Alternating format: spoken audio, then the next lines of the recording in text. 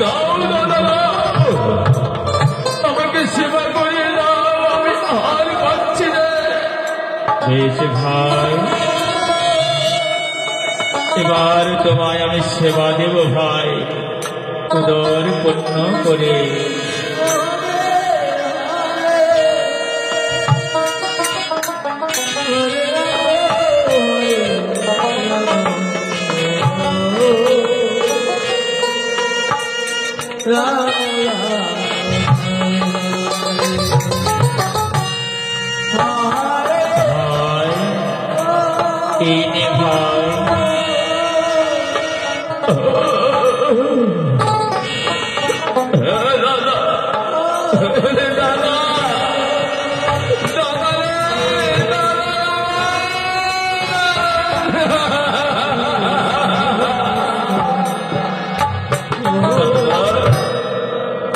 এতদিনে কেন তোর হতভাগ্য ভাইকে ছেড়ে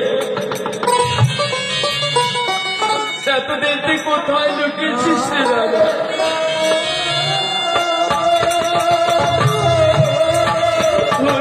জীবনে আমি অনেক সেবা করেছি রে দাদা, কিন্তু তোমার হাতে আমি আর সেবা করালে সুখ সাদ আমি জীবনে কোনোদিনই পাইনি রে দাদা। বল না, বল না, আর কোনোদিন তুই আমার ছেড়ে কোথাও যাবি না। ভাই, মা বলেছিল না যে বিপদের দিনে তুই আমায় ডাকবি। ওরে ভাই, তোর মতো করে আরো হাজারো হাজারো ভাইকে আমার সেবা দিতে হয়, তাই তো আমার কাজেই এটা রে ভাই।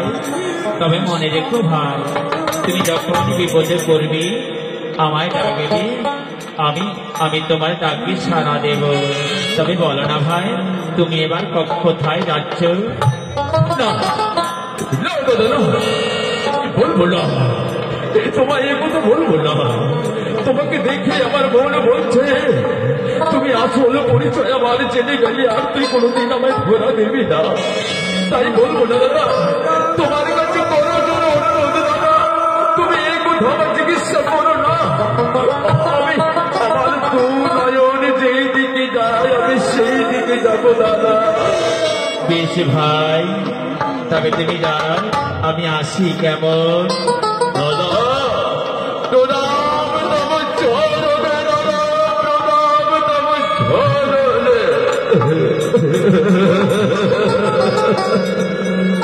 যাবো যাবো পদ্মা যাবো, আমি বড় সুস্থ হয়ে গেছি পদ্মা।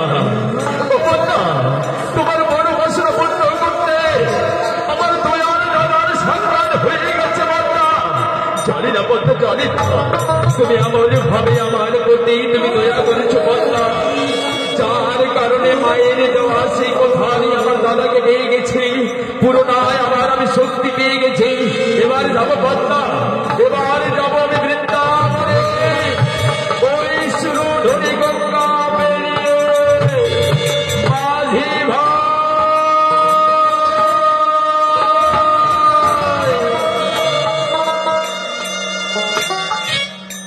মাঝি ভাই,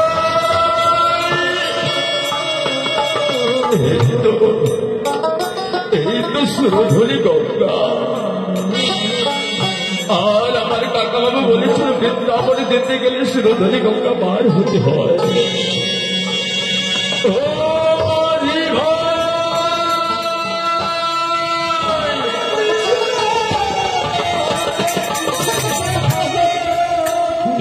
বাবা,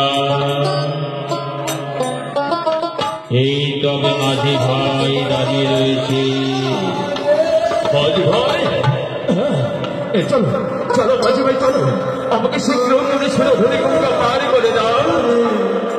শোনো, সুরধুলি গঙ্গা পার হতে হলে উপযুক্ত করি দিতে হয়, তাই তুমি করি দিয়ে আমার এই লক্ষ্যই উঠতে পারো।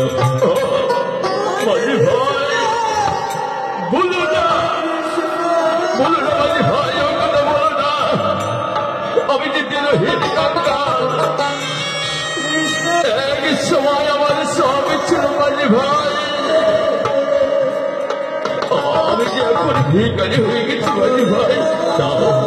কৃপা করে আমার শিরোধনী গঙ্গা পার করে দাও।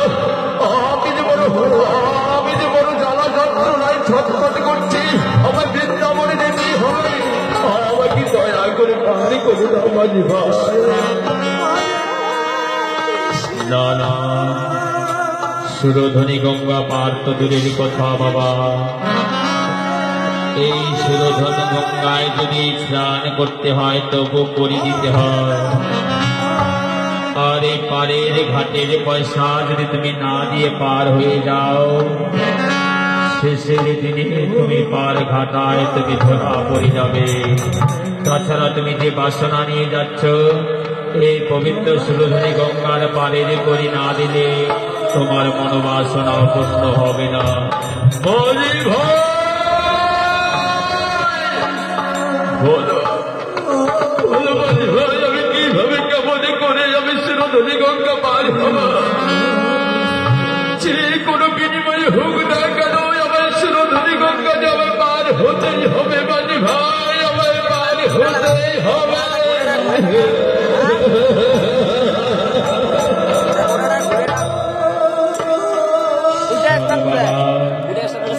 তোমার নয়ন বদন দেখে আমার মন বলছে তোমার কাছে একটি বস্তু রয়েছে। বলো মাঝি ভাই, বলো এমন কি বস্তু রয়েছে যে বস্তু আমি দিলে তুমি আমার পার করে দেবে? শোনো বাবা, তোমার কাছে মধুমাখা কৃষ্ণ নাম নিশ্চয় রয়েছে। আমার নয়, এই মধুমাখা কৃষ্ণ নাম আমার নয় মাঝি ভাই। আমার দেওয়া, আমার এই মধুমাখা কৃষ্ণ নাম দেওয়া আমার সহধর্মণী পদ্মার, আমার সহনাম মন্ত্রীরক্ষণ আমার জানা রয়েছে। বলো এটা যদি আমি তোমাকে বলে দিই। আমাকে বললে হবে না,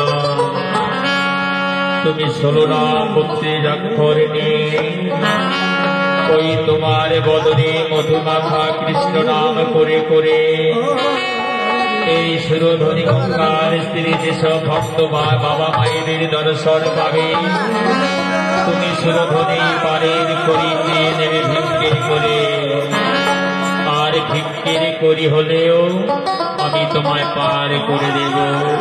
মাঝি ভাই, কেউ যদি আমার ভিক্ষে না দেয়?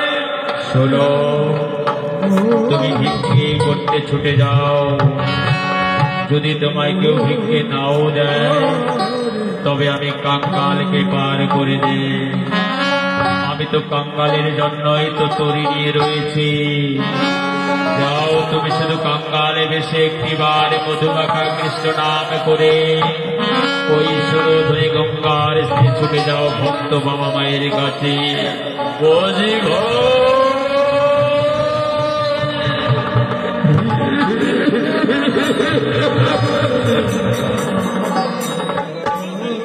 যাবো যাবো মাঝি ভাই। পদ্মা, তুমি আমার সহধর্মণী নাও পদ্মা, তুমি আমার জ্ঞানের গুরু পদ্মা, তুমি আমার চলার পথ পদ্মা, তুমি আমার জীবনের শক্তি পদ্মা। আজ তোমার মন্ত্র নিয়ে আমি যাব ভিক্ষায় পদ্মা।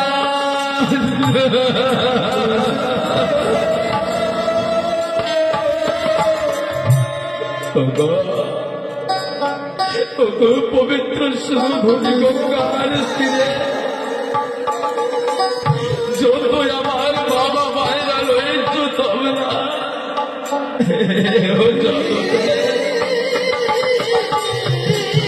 তোমরা ছাড়া আমার আর কেউ নেই। শোনো, বেলি অবসর কাল, চারি পাখি পাখিরা গুনগুন গান গাইছে। এই অল্প সময়ের মধ্যেই তোমাকে করে দিতে হবে, সন্ধ্যা হলে আমি পার করি না।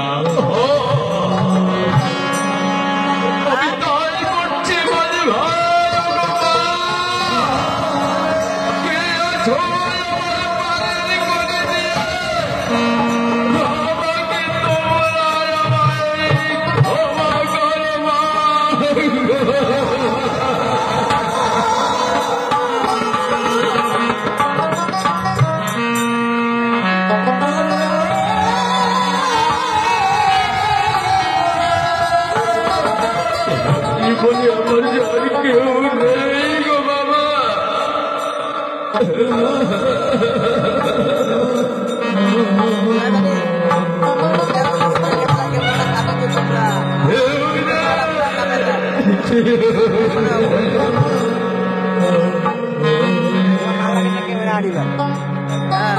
হরে কৃষ্ণ